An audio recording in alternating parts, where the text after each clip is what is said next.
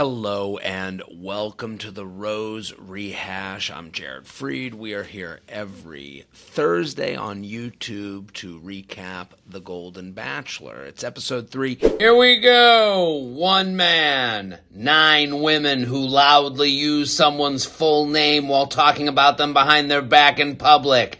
Let's do it! So we're back at the house, a beautiful day. The women are doing a workout that makes it so you don't break a sweat. This isn't a workout. This isn't a real thing. I don't even know how they'd explain this. Yeah, we go get one of those yoga balls and we just wave it around for like 10 minutes and then we wear our yoga pants for the rest of the month. That's our class. My parents would bring me to this class and they'd be like, wasn't it hard? Isn't it so good on your joints? And I'd be like, oh my God, it was so difficult. As I'd sit there completely dry and not sweating. I mean, they're just dancing with a ball. I get that this is moving. That's moving. I guess that's good. But they tell people about this workout. Oh, it's the best workout. Have you ever done the workout ball workout? Yeah, it's so difficult, and it's good on your joints. A lot of talk about joints, a lot of talk about how hard it is, and how you got to try it. And we all have to just go along and nod, because we're like, just be nice. It's nice that they're getting out of the house. See what Mel likes. Cindy says they're starting to see what Mel likes. Yeah, I think we all know what Mel likes. We're starting to see that if you look nowhere near your age, you're going to be someone Mel has a personal connection with. Yeah, I think he's really good. He's like, yeah, I know. All you have to do is look AI generated, and then Mel seems to have a real connection with you. We have the date card. Debbie does a little dance. She's just excited to be around a date that's happening. Peg says she's so excited. This is Nicole saying she's excited. That's the face of a mom who's not happy that you're eating a second piece of cake. Like, yeah, oh yeah, happy birthday. Enjoy. That's a we'll talk about this later smile that she's got going on. Peg gets the 101. Look how happy Nicole is for her. Peg's name was on the date card. I was surprised it was Peg. Happy for her. Beyond. That's her beyond happy face. She looks like she just got sat at a table in the restaurant that's underneath the AC. And she's like, yeah, this is good. I'm beyond happy here. And she's about to just stand up and find someone to make a switch. Peg has the one-on-one date. She's getting ready. She says she's divorced and she was cheated on. And it was devastating. Peg always looks like she just woke up and she thinks there's an intruder in the house. And she's looking around with a golf club in her hand. Like, hello? Is someone in there? Like, she always looks like she's about to pull a shower curtain open and find out that there's nothing there. But she was really sure she heard something. We're at this fair for the date. Mel's starting to look like a grandpa who's just waiting for his family in one spot while they have fun. Peg running up, realizing the dress isn't really made for running, does a jump before going to him. You see that? She even saw Mel's age. She's like, I'm going to jump and then I'm going to hug. I'm not going to jump into his arms. I think that might break him. So I'm going to do a little jump and then a soft landing into the hug. Mel claims he's good at fair games. Typical fair games that I'm really, really, really good at. I mean, that is the most Michigan alumni thing I've ever heard. How many times a week are you playing a fair game to know that you're good at it?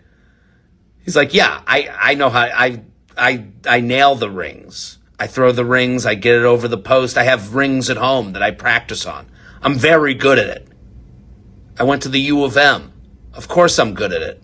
Bo Schembechler used to take us out in the back, and we'd do fair games all the time.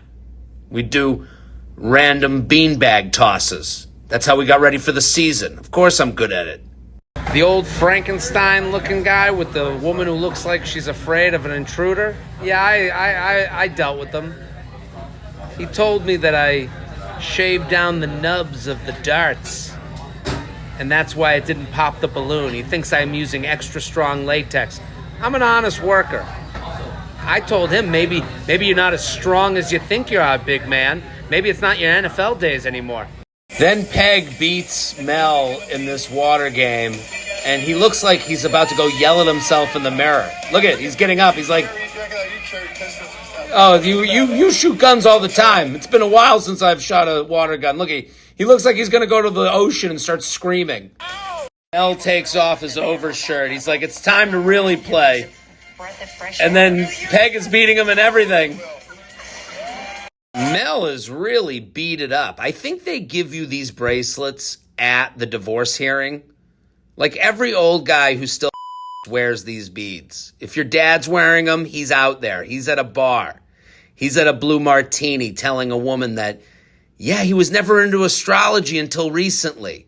These beads are divorced guy who wants to show he gets it a little bit. So they're doing the whole montage of them on all the Carnival games. Mel's going to hit a shot. Of course he does. It's them getting the cartoon taken. Look at this, the artist. Look at Mel. He's like, I better look jacked. You better make me look jacked, okay? Because you want a tip? I better look like I have the strongest neck you've ever seen. What happened? Mel asked what happened with her husband, and she says infidelity. This is where the Golden excels. The regular Bachelor, they're like, what happened in your last relationship? She's like, oh, I've never had a boyfriend. I'm 24. I'm going to die alone. And we're like, cool. That's not relatable at all. And then on this show, they're like, yeah, there was infidelity. I was married for years. I saw someone on his phone. We had a horrific divorce. I have no money. I'm just trying to have one happy minute a day. And we're all like, I see it, sister. Been there, done that. Peg then asks about Mel's divorce. He never says anything about it. Then he flashes the I'm a cool dude bracelets. He's like, come on, divorce? What are you talking about? Didn't you see my bracelets? I like talking about my sign and the moons and the tides and a little bit of ass play. I'm progressive. What were you talking about? My divorce? Concentrate on the bracelets. Mel never explains what happened in his last marriage. Yeah, there wasn't any infidelity or anything like that. Right. And she's getting married and He always gets vague on the divorce. Yeah, I just ignored her for a decade, and then the papers were on the table, and I just signed them, and yeah, she's getting married now. I wish her the best, whatever her name is. I'm happy for her, I think the boys are going. Yeah, my sons will be at the wedding. I don't know. They don't really tell me much. We don't talk much. We just play baseball, and we wear bracelets. That's it. He talks about her getting married, and listen to this joke that Peg laughs at. I asked my boys, hey, ask her if I can come to the... I mean, Peg is not a Jewish woman. That joke doesn't play in a Jewish house. I asked my boys to ask her if I could come to the wedding. Any Jewish woman would be like, so you don't talk to her? You don't talk to your ex? Why don't you talk? What happened? Why is she so angry at you? What did you do? Peg's just like, oh my God, yeah, why would you go to her wedding? I think we all have more questions than Peg right now. Peg's talking about her tattoos that she got with her daughter after the divorce. Yes, I do. Mel asks about if there's any more tattoos. She's like, I can't talk about it now. Divorce. So, because... Where on earth could her tattoos be that's so naughty she can't talk about it? Tattoo. Yeah. We'll talk about that when we're in the fantasy suite. We'll talk about it in the fantasy suite. And look at Mel. Oh, he's into that. He's like, cheers to that.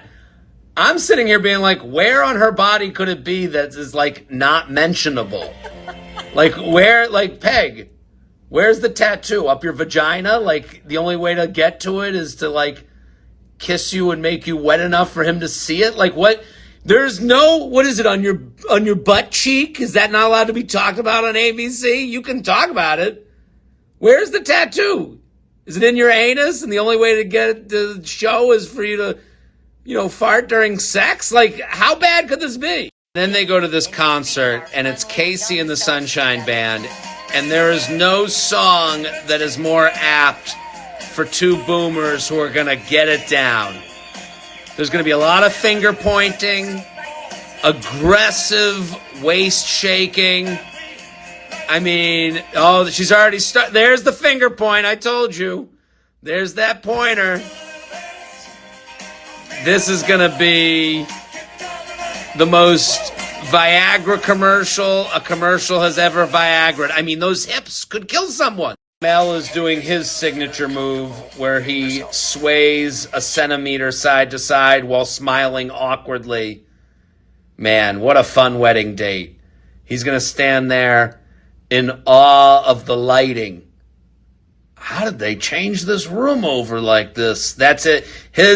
Mel's dance move is to look at the room and how he can't believe the floral arrangements look the way they do. That's his dance move. Not a lot of movement. So now they're going to dance, and Mel has the dance moves of a dad who had a stroke 2 years ago and is doing really well in his recovery but isn't all the way there yet. And everyone's crying a little bit because of how well he's doing, and he's able to celebrate with everyone. And Casey and the Sunshine Band, I mean, this haircut needs to be acknowledged. This is the problem becoming a musician with a huge hit, is that everything you do creatively you believe in. And he believes in that haircut and the coloring and the jacket, and good for him. And he brings them out to their adoring boomer fans, and there's the rose. He's like, look, everybody, she's getting it. She's getting the rose from me, Mel Owens, the man. Look at how proud of himself he is. I've never met anybody like her. And look, he's going to get on the mic. And they're going to show the whole audience. Look at this guy. He's like, what are you doing talking on the mic? No one even knows who you are. I'm in Casey and the Sunshine Band. We are actual famous people. You're a guy who's just trying to get laid. He gives her the rose, and look at how high this guy is. This guy, he's like, man, that 15 milligram gummy is really hitting right now.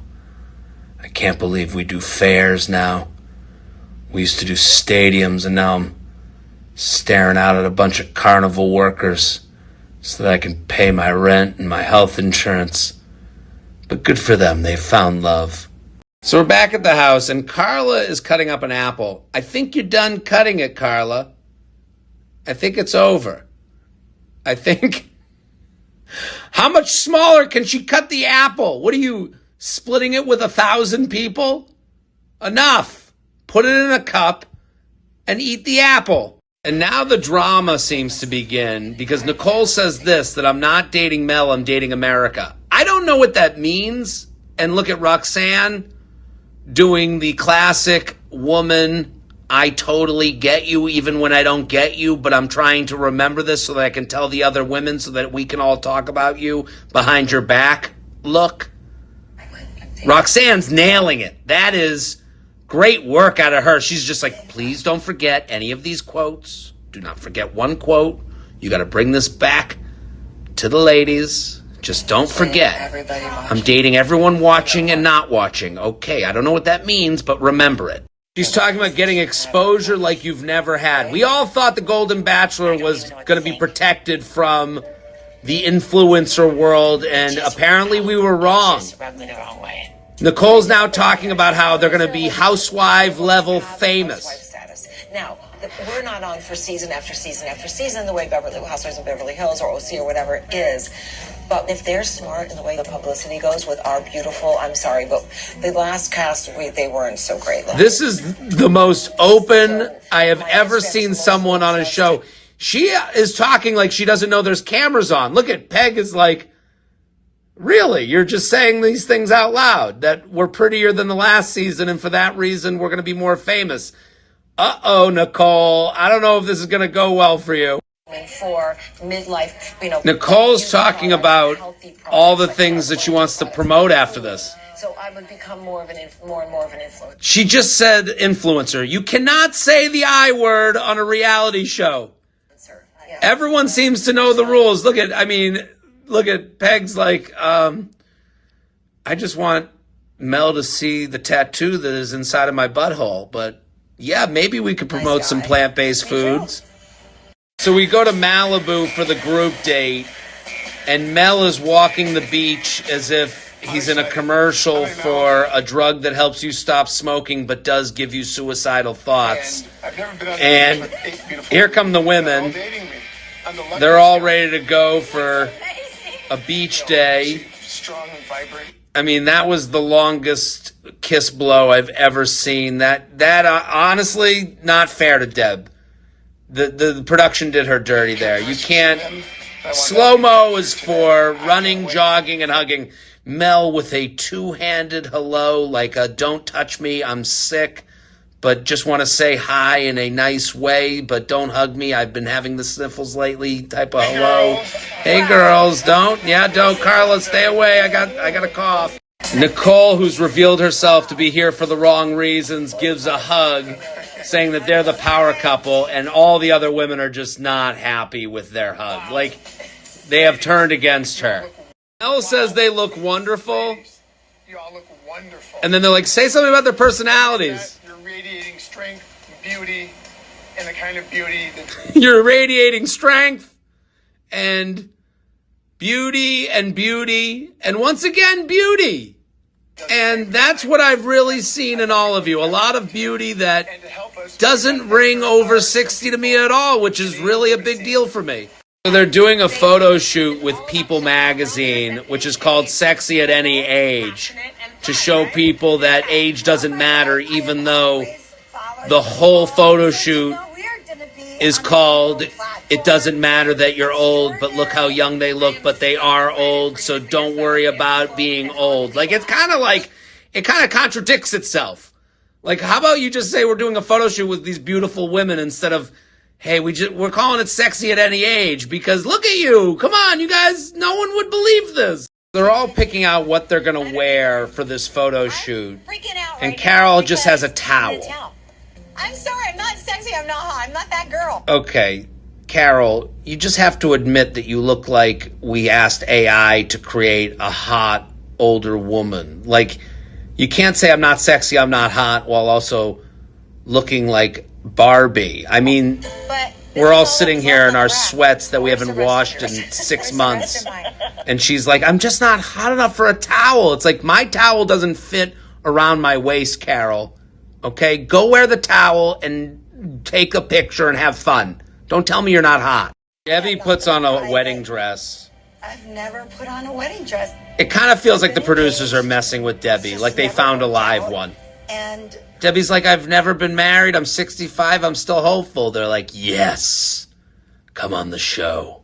Put on this dress. Oh, is that a wedding dress? We didn't even know. And she's sobbing, crying. Like, I don't know. The producers are doing Debbie dirty. She needs to be the next Golden Bachelorette or get married from this, or this is evil. They do this photo shoot, and it's like, she better win. The other women look like they're about to leave the show. They're like, give it to Debbie. She needs this. She deserves this. She's in the wedding dress. She's given the name Beach Bride for this photo shoot. And they're all like, I mean, if Debbie doesn't get a husband out of this, we take to the streets. I can't have Debbie not getting married from this show. This isn't a good sign for Robin and Roxanne. If they're like, yeah, your photo shoot's going to be like a 2-on-1. Debbie's going to have like a fake marriage, and the other women are going to be in a towel by themselves having sex with Mel under a boardwalk. And you two are the pinups. You guys get to sit near him while he has abs in his 60s. I'd be like, wait a minute, but I want the married one, not the we're just all friends on the beach one. There's a point of view where Mel's body is inspiring, that you can look that way at that age. It's more depressing for me because he is sitting down and just has abs bulging. If I was sitting there, it would look like my stomach was a skin-colored beach ball with 2 titties on top of it. Like, this is what I think I look like after 2 beers at the beach. And this is what I actually look like. I'll show in the next slide.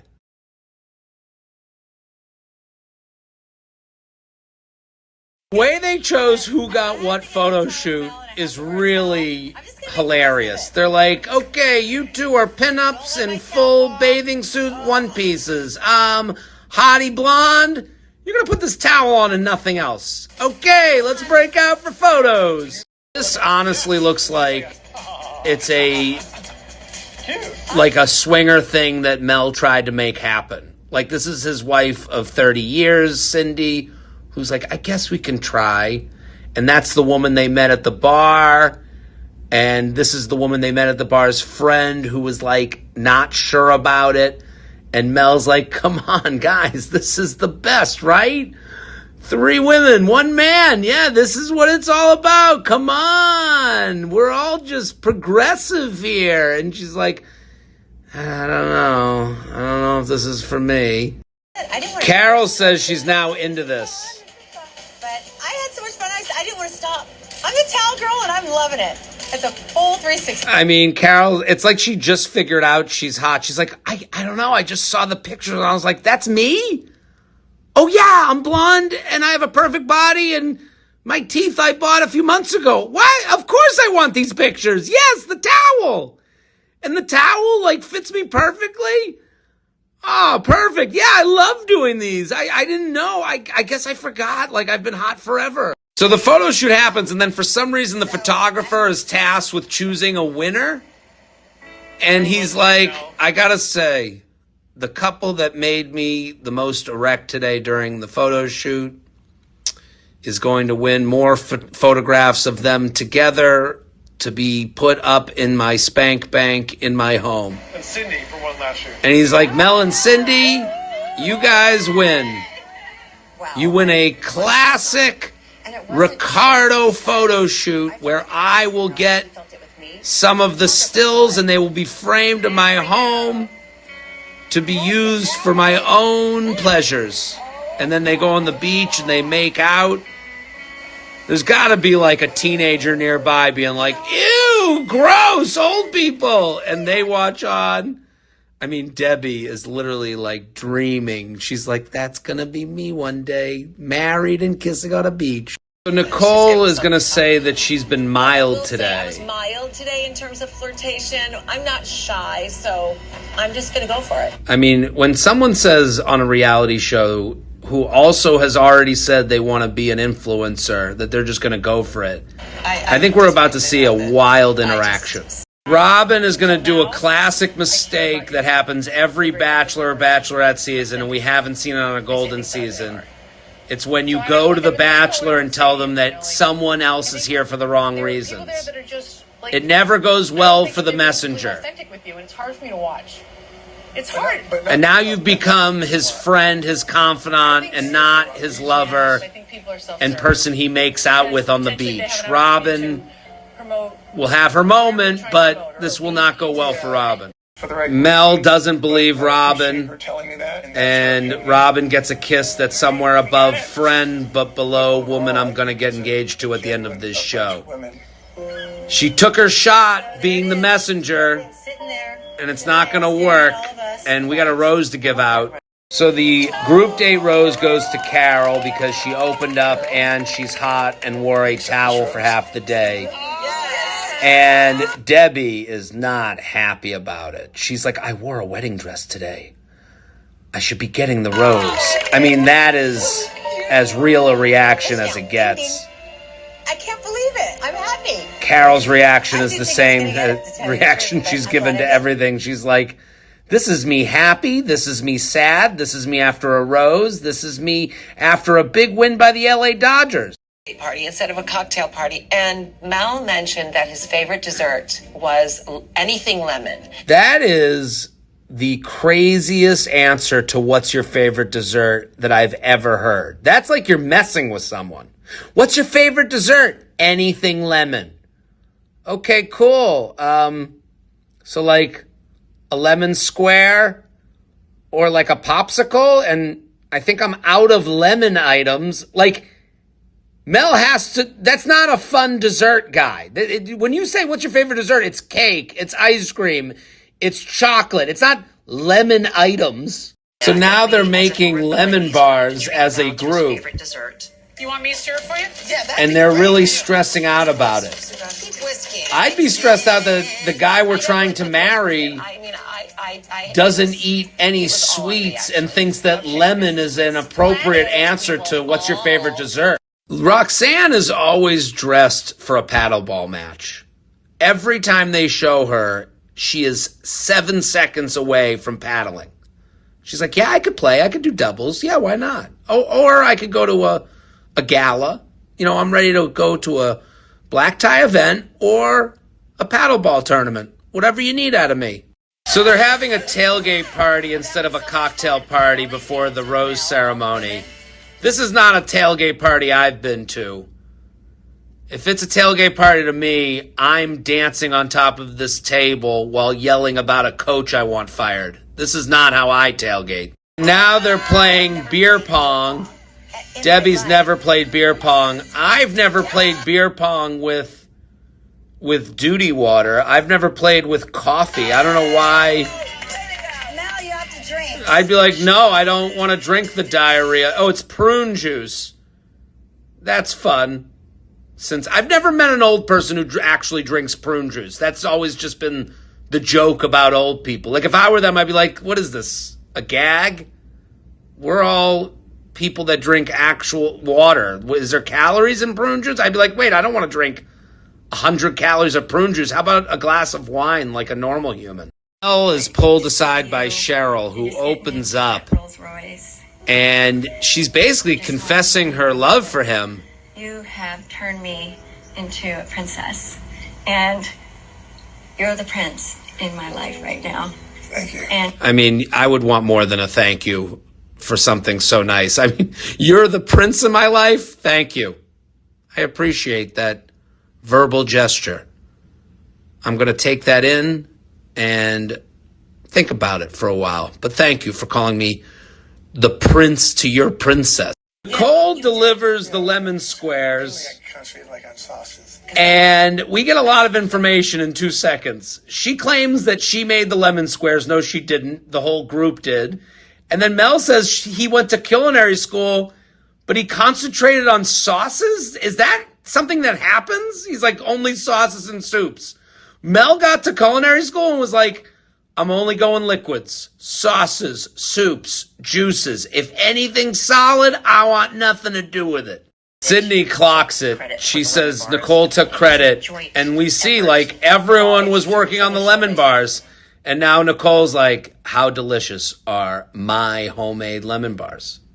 Aren't they great? They're not from a box or anything. Don't they taste like they were made by 5 women? But really, it was just me. Solid. Is Mel just an ass? Someone gives you lemon squares that they claim that they made for you, which they didn't. 3 women made it, not just her. And his response is, solid? If someone said that my food tasted solid after I made it homemade, I'd be like, wait, so you don't like it, huh? Solid is as bad as saying they're interesting. Yay. The secret I mean, is always love. Who cares? These are 2 dickheads. Nicole's lying that they're her lemon bars, and he doesn't even give you. That's all Mel will give you? Solid? Okay. Yeah, they're pretty good. Guess you'll be better next time, hopefully. So we're at the rose ceremony, the women looking very much like we're at a real estate conference awards ceremony gala. Jesse Palmer getting the easiest check in Hollywood, just one stop up the freeway with a, hey, we're doing a rose ceremony speech. Mel, wow, what a suit. A crushed velvet Regis Philbin black on black number. Really made sure that the self-tanner popped. Mel, Man, I hate these nights. Mel says he hates these nights. He's like, I hate these nights. I hate them almost as much as I hated that lemon square that I tried earlier. Nicole, thank you for making those, by the way, by yourself without any of the help of the other women. They were solid, but hopefully we'll do better as time goes on and your baking skills get better. As I learned in culinary school where I majored in liquids, try again. And the final rose goes to Nicole, which is a surprise. He made her sweat it out a bit. He's like, that's what you get for making a subpar lemon bar. Gives her the rose, and we lose Robin, we lose Roxanne and Jerry. Robin, whose friend will tell her nicely but firmly that those earrings didn't work for her. Roxanne. And Roxanne and her 80 pickleball outfits will have to go home. And her necklace that looks like it's just a bunch of this necklace, I mean, why is she wearing Christmas lights around her neck? I mean, that's another friend is going to have to let Roxanne know that that's not going to work going forward. And that's it for The Bachelor. And that's it for me. Look at, Peg says, let's jump in the pool. And I've never felt more like Carol in my entire life. I'd be like, in the pool, but we're wearing our nice clothing. And the other women are like, yes, we got to jump in the pool. I'm with Carol. I don't want this at all. Well, that's it for The Bachelor. That's it for me. I'll be back next week. Share, tell a friend, let someone know. I wasn't sure. First of all, I'm coming to you from my hotel room in New York City. I had to be out. I was doing shows. So excuse me for the frazzleness of my hair and just, I'm all over the place. I took some notes. I was going to tape this tomorrow, but I was like, there's a lot to go over from tonight, which is crazy because when this episode started, and it might be because this is the episode after I was on and I'm being a narcissist, but I was like, does this show have the legs? Does this season have it? Is Mel fun enough to keep this going? Are the women as enthusiastic, and do we care about them as much as we care about the last women? And I gotta say, as I'm sitting here taking notes on the episode, this was a really fun episode. This was like, you have to love reality TV, I think, to like really enjoy what happened tonight, because there's some like, if I'm to be honest, there was some early reality TV show batshit loony craziness that happened tonight. And a lot of it has to do probably with it's the Goldens, it's the age. They're not kind of like in tune. I think millennials, Gen Z, I think there's a certain age group and below that knows, you know, how they could be edited, how you could be looked at, how the world sees you a little bit more. You've heard from an internet commenter, or you've seen the venom that can happen online. And I don't know if these people have in the same way, which is the reason this show is really good, the reason it can be sweet. But this episode, so we get to the house, they're working out as they always do. I can understand this. When you don't have your phones, there's no TV, what else are you going to do? So they're doing like the boomer woman workout class with the blow up yoga balls that does nothing and that you watch and you're like, is this a workout? Is this? And the thing is, Debbie is leading the workout, and Debbie is a fitness guru, personality. So there is a moment where you're like, I trust Debbie, but I also trust Debbie to have a class that she knows is marketable to a certain type of woman. And she's like doing her class, and it's like, it's with the ball and they got it over the air, and you're like, I don't even know if you could break a sweat doing this. So they start with the workout class. They're at the house. They get the group, they get the date note. And the date note says, the first one-on-one today, there's going to be a one-on-one date, and it's going to Peg. I like Peg. I like that every time they show her, she looks like she's just like risen out of bed, and she's like checking to see if there's a robber in the house. It does have that look, as you can see from my live streams. I really just think she's got a funny, very honest look. I think Peg, we're getting all of Peg. We're getting who she is, and her energy is actually awesome. She's also, I saw a meme about Peg where it's like the first time they've ever seen a beer on the show. She's having a beer. Like, Peg does feel like she'd be at a bar and she'd be the fun person at the end of the bar that's there all the time that is having a cold one. And I like Peg. So she goes on this carnival date with Mel, and they go to this carnival that really looks classic carnival. It's got all the games, it's got all the rides, and Peg immediately says, she's like, I love this carnival. Like, I'm here all the time. I've come here before. Mel says he used to come when he played for the LA Rams, so they have a connection to this carnival. Mel's personality is showing through. Mel really loves himself some Mel. Mel loves, and listen, I will say this. I know and love a lot of University of Michigan alumni. University of Michigan is a school that I love, and I know people who went there. There is a very similar vibe to University of Michigan people. They are very high on themselves. They're very proud of themselves. They are, there's a confidence that can come off badly and very I'm the king of the world type of energy. And honestly, it's the type of person that if you're not doing it my way, I can't see how another way could be done. And Mel has that vibe. I mean, Mel says that he's very, very, very good at carnival games. That is a quote. 3 verys. I don't know who, I can say that I enjoy a carnival game, but for someone to say they're very, very, very good, as if they're training in the off season, as if in their backyards they have old milk jugs that they throw rings onto. Like, that's a crazy statement. That's a crazy amount of confidence to have.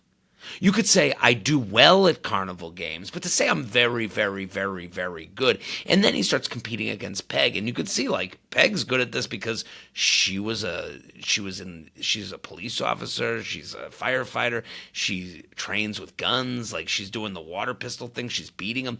And you could see that there's like a respect given, again, to go back to the Michigan alumni thing, like, oh, okay, I guess if you could beat me, you must be really good, or really, really, really good. So they have this date, and you could see that like Peg is growing on Mel, and it's partly because of how well the games are going.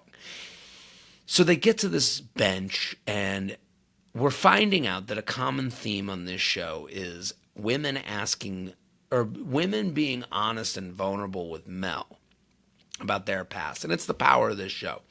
I think we love this show because the people on it are more relatable, and we believe their strife more. We believe, Peg says that she was cheated on, and she got divorced due to infidelity, and then she's a mother, and she was really, zoned in on her daughter, and it's all like unbelievable and honest and vulnerable, and she's like positive too. She gives a good vibe. She's like, and that's why I'm here today, and I'm strong, and this, and she shows her tattoos that she has with her daughter, and you're like, Peg, we love you.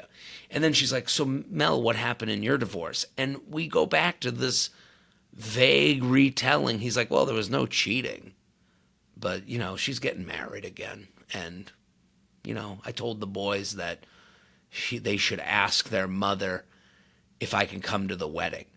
And Peg laughs at that as if it's a funny joke. I'm going to tell you right now, if I'm Peg, I'm going, wait, you don't talk to your ex? What happened? There's follow-up questions there. That's not just like, oh, yeah, you're going to ask your sons to ask your ex to go to their wedding. And it's like, so you don't have a good relationship with your ex. Is that what you're saying? Like, Peg, the reason we love her is the reason that she's not really getting us a lot of information, which is, I think we're getting to the point where we want to know what happened. Mel tells the story of like, oh, we're just getting a divorce, and, just one day the papers were on the table, and I guess, we're divorced now. I've been, just out there for a year looking for the one. It's like, Mel, none of that story is deep enough for me. None of that story tells any story.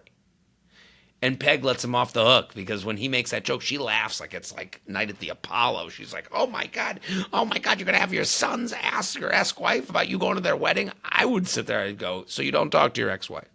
What happened? Why don't you talk? Are your sons upset that you don't talk? Do you talk through your sons? Is there a lawyer present? Like, there are so many more questions than he got asked, and it does seem that Mel, that is part of his type. He wants fun and easy, and let's go to the carnival, and I better win because I'm very, very, very good at doing a carnival game. And it's like, this is where the show kind of gets interesting for me. Like, to some people, they need Cinderella. They need Mel to be, crying with a tear running down his cheek, and this is what happened in my marriage, and open and honest. I kind of like that we have Peg, who's like a firecracker.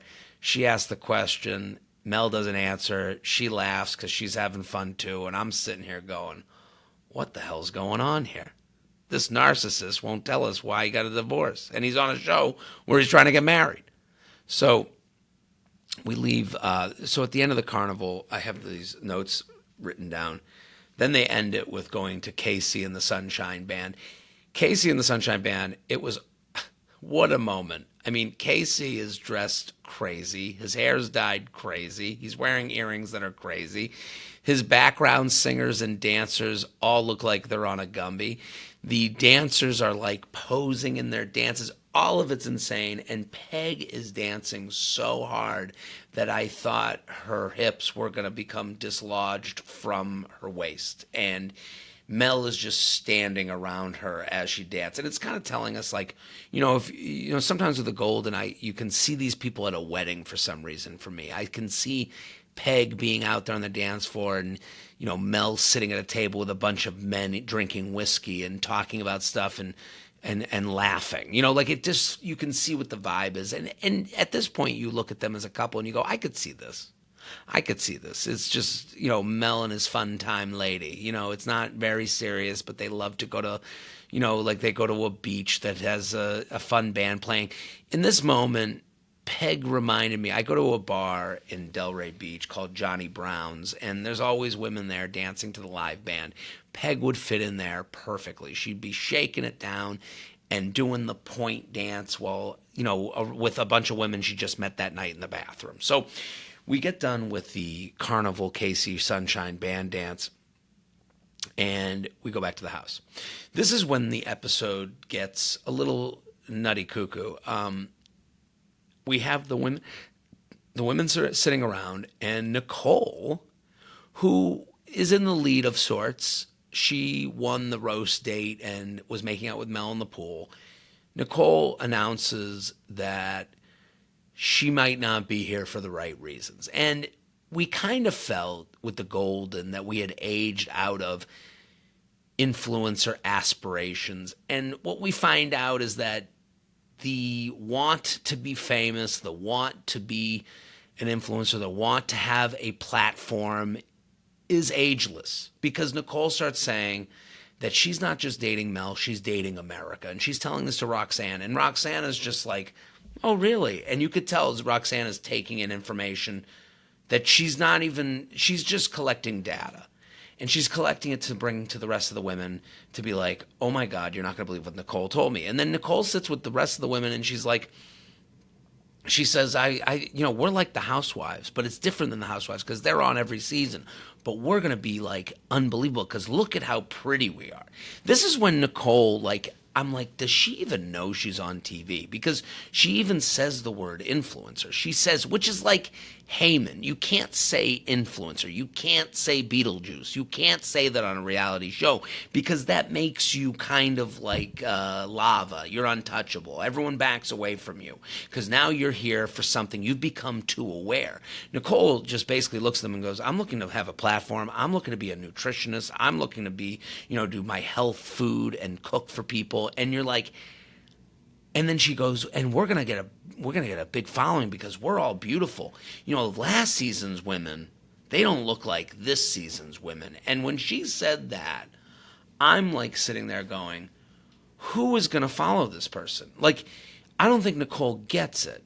You don't just go on TV and get a following. You go on TV, we like the person we see, and then we follow whatever you do. It's not like, hey, everyone in America, I do health food, and I'm also being kind of a bitch to last season's women who just visited us and had the most fun with us at a slumber party. And you're going, I don't know if she knows that this whole likability thing is kind of an important thing, unless you're like, Maria, who, I didn't think was very likable at all and gained an audience via unlikability. But I mean, that's a whole nother story. I'm just saying it was interesting to me that Nicole didn't, I'm like, who do you think's following you?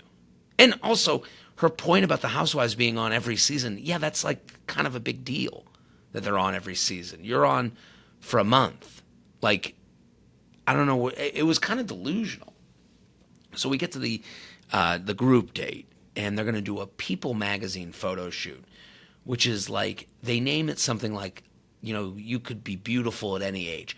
to me, when you name it, you kind of take away from the fun of it. Beautiful at any age. That's like, in a way that's like being like, oh, look at, they're trying, look at, and you're like, wait a minute, why not just have a photo shoot? Here are the women from the Golden Bachelor. We can do the math on beautiful at any age, which we will, but you don't have to like say the women from the Golden Bachelor, you can be beautiful at any age. Like it's almost a little bit too much. Like it's almost insulting. So they do this photo shoot, and they all look wonderful. They all look great. They all put on outfits, and a big storyline is that Carol, I keep getting her name wrong, Carol is going to have to wear a towel. And Carol's getting a little bit tough to listen to. Carol, who is, like, if you said, paint the picture of a cartoonish, beautiful woman, you'd paint Carol as one of those pictures. She's beautiful.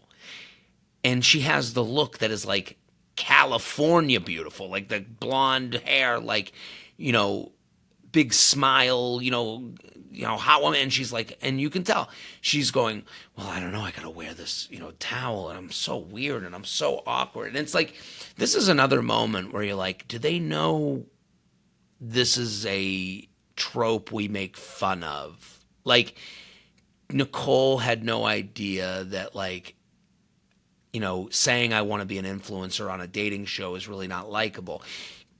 Carol, who's beautiful, without question is beautiful and looks amazing, saying how insecure and, oh, I don't know, little old me in a towel. And it's like, I think another era would be more aware of what they would sound like because we have the camera like this at all time. And I'm not saying that like we're smarter. I'm just saying when you're used to doing this and you're used to doing this and you're reading what commenters say about you in any small way, you kind of know how to work the angles around sounding like you're a little bit tone deaf. And I think a lot of the things here with Mel saying he's a very, very, very good Carnival game player without any wink or any tongue-in-cheek, having Nicole say she wants to be an influencer, having Carol tell us how awkward and, oh my God, it's like, we've all seen the movie, Never, She's All That. Oh my God, she took out her ponytail. She's a beautiful woman. Who would have known? Like, we've made those jokes, so we know not to be those jokes. So I thought it was interesting, because then we have this group date that they do a photo shoot. The photo shoot goes well. And there's a point in the photo shoot where, Carol gets her moment. Oh my God, I don't feel as awkward as I thought I'd feel. And then there's a point where it's Carol, Nicole, and Cindy as like them three with him. And you're like, man, these are people that are like really going for it. Like, Cindy, who's fallen head over heels for him. Nicole has herself like inserted into his armpit. And then Carol off to the side being a little awkward, but like in the fray. So we're seeing people establish themselves as front runners. So now we get to the post. Oh, and then the craziest part about this date is they get to the end of the photo shoot, and for some reason the photographer is tasked with choosing a winner. We didn't even know this was a competition. And he says, yes, Cindy and Mel had the best connection. And you go, okay. And now he says, you two are going to get your own special photo shoot.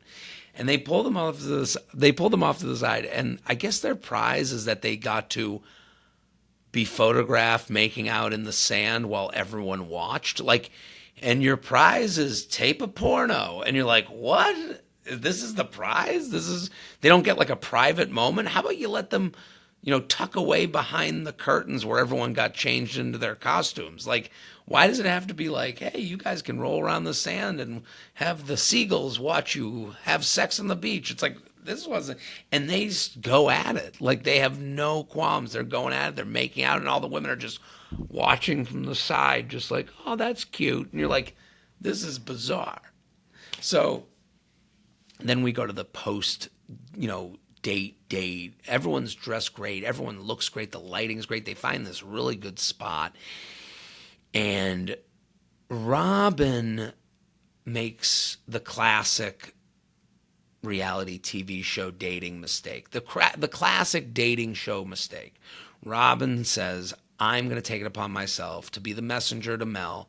about there are some women not here for the right reasons. The mistake Robin made was getting involved because the real thing with a dating game show is you have to take whatever time you get and use it for yourself. You can't spend it on other people and their problems and why they're not good enough. You have to say why you are good enough. Robin turns into friend and, accomplice, basically turns into like my friend Robin as opposed to like Robin who I'm going to date, because she reports that someone is here for the wrong reasons. Also, Robin, there's an old line from The Wire: if you're going to shoot for the king, you better not miss. And she doesn't take a full shot. She doesn't say a name. She names no names. Mel doesn't believe her. He's like, I think everyone here is being honest. And it's like, and you're telling this to Mel, who loves Mel more than Mel. Mel's going to say, well, I'm in touch. I'm smart. I would know if someone was lying to me because I'm Mel. I went to the University of Michigan. I get it. I went to one of the best public schools in the country. I was coached by Bo Schembechler. I played in the NFL. Why would I not know when I'm being lied to by a woman? And you're like, okay, cool. Just every man in the history of the world has a story of a woman who had them wrapped around their finger. But Mel, you're the one who gets it. You're the one who's not to be tricked. So confident Mel hears Robin and goes, thanks, but no thanks. I don't believe you because I'm smart enough to realize if I'm being lied to. And now we get to the end of the group date. Carol gets the rose for being so open and finally kissing him and wearing the towel. And it's all, and this is all to say Debbie, you could see, was very upset. Debbie, who I mentioned last week, is really, getting set up to either be the Bachelorette or for us to watch the fall of an empire, because Debbie's the one who's 65, never got married, wants to get married. They put her in a wedding dress to do a beach bride photo shoot with her and Mel.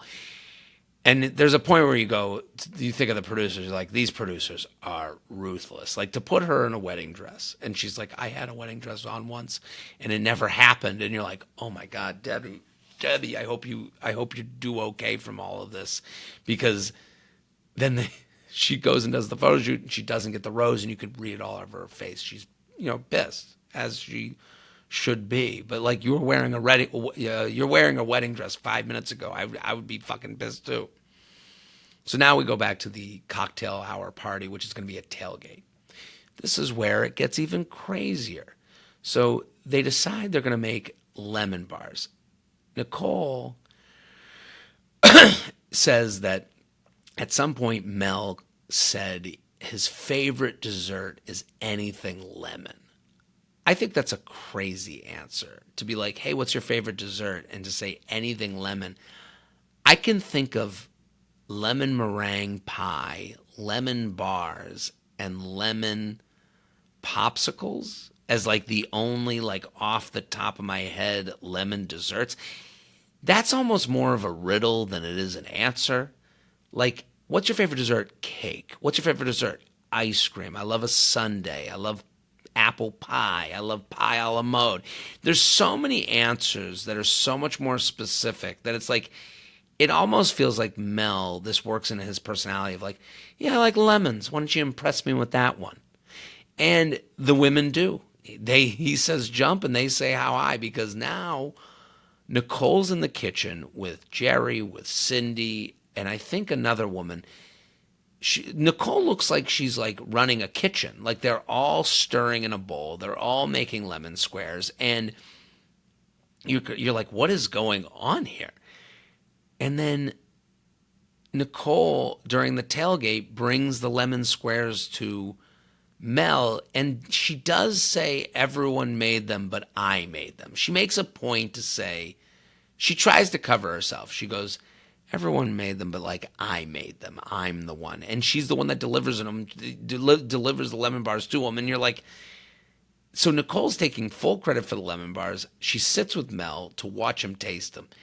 And Mel says, I went to culinary school. And Nicole's like, I went to culinary school too. And we already know that Nicole's dream is to have health food on her Instagram page. So now they're finding that they have this in common. Then Mel says he went to culinary school, but he only did sauces and soups, which is, I didn't realize you could choose a specialty when you go to culinary school. I didn't think you could just be like, I majored in liquids. I only do, and what attracts someone to sauces and soups as opposed to solids? You're like, I'm only doing liquids, no solids. That's not what I came here for. How would you even know when you go to culinary school that's what you want to do? I'll do icings, but I ain't doing the cake. Like, this is to me, the information we got was, more than he's ever said about his ex-wife. And then Nicole goes, here's the lemon squares, and he tries them, and he takes a bite, and he eats it, and he goes, solid. That is the craziest response to someone making you a homemade lemon square that I've ever heard. He couldn't give a compliment. He couldn't say they were delicious. You couldn't say they're great. There's points in life where lying is just the nice thing to do. And if you don't, you have to really hold your ground and not care how you're making someone feel. And I believe this is how Mel is. For Mel to look at this person in the eye who claims she made the lemon squares, which she didn't, and go, yeah, they're solid. How hard is it to get a compliment out of you? Is that the rest of our life? Am I going to, do things for you and I'm going to have to hope that it does well on the Mel scale? Yeah, what are you, doing a pizza review for Barstool? Oh yeah, these lemon squares about a 7.3. How about you say they're delicious? I can't thank you enough. These are amazing. I've never had someone think of me in this way to cook for me. And, when I even just said a vague idea of what dessert I like, I said I like lemon things, and you came back with an actual product. Like, Mel, you can't just say they were delicious and this is the most amazing thing someone has done for me, even though Nicole didn't really do it for you. It was a crazy scene. We get to also at the tailgate, they play beer pong with prune juice. It wasn't even an ad. Like, I don't even understand who that joke is for. The prune juice for old people thing is so old. That's Nick at Night shit. That's not even I don't know what producer thought we were going to go, oh, prune juice, like an old person? I don't even know any old person who drinks prune juice. Isn't that a fiber pill now? That's comes in pill form. So that didn't even make sense. We go to the rose ceremony. We lose Robin. We lose Jerry. And we lose Roxanne. I'll miss Roxanne because she had pickleball outfits on every day. She must have packed 7,000 pickleball outfits. Robin was great. Robin reminded me of from B. Arthur. She kind of had a B. Arthur look from Golden Girls. I enjoyed Robin's presence. And Jerry was wonderful. Jerry had a wonderful moment where she owns a company that her and her husband started. Husband passed away. She had a great story. She got a special goodbye from Mel. You could see that, there was love for Jerry there. And then they ended all in Peg, who has a beer and doesn't care about where her jeans come from. She's buying jeans at a thrift store. Peg just has a vibe. She goes, let's jump in the pool. And you can see the women are like, well, I'm in my gown. I don't know if I want to jump in the pool. And then they all jump in the pool. So a crazy episode, a fun episode, more fun than I thought it was. And then even more fun than when I went back and reviewed it. I was just there was a lot of wild stuff. I think the view of Mel's personality just gets more and more interesting as the show goes on. So that's it. Back next week. Boom.